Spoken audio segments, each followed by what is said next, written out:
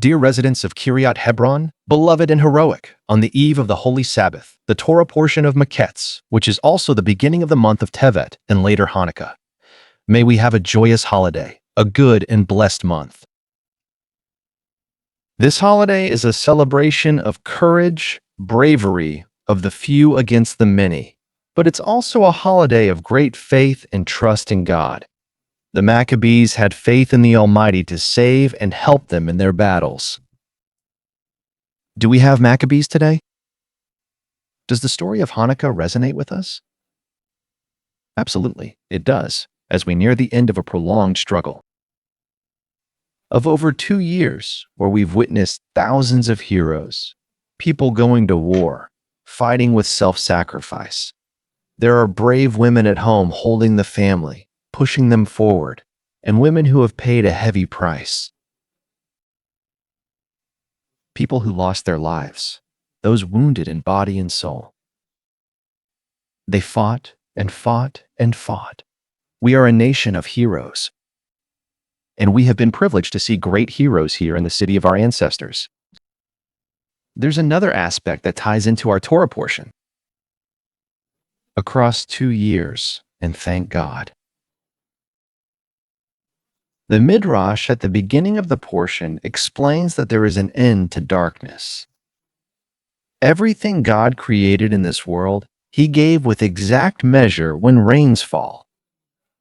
God decides what will, where, what quantity, and for how long. When there is darkness, when there is a decree, it has a specific duration. How long should it last?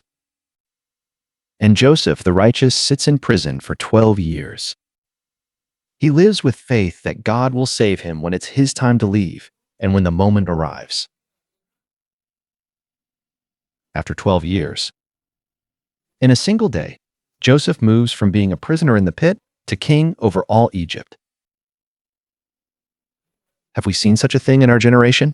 Indeed, we have. Eitan Moore, with the other hostages, sat in prison.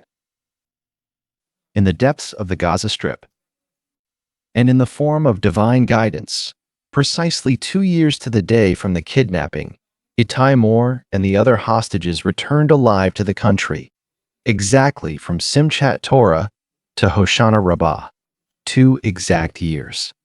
Surely there is a precise divine order here. In the Torah portion's conclusion, we learn about Benjamin, who was found with the goblet. He endured humiliation from brothers. But 700 years later, when the temple was built, it was constructed in Benjamin's territory. The sages ask why, and they say, because he was humiliated by his brothers. He merited that the temple be built in his part. Every hardship, every humiliation, every pain has a good value that a person receives for it.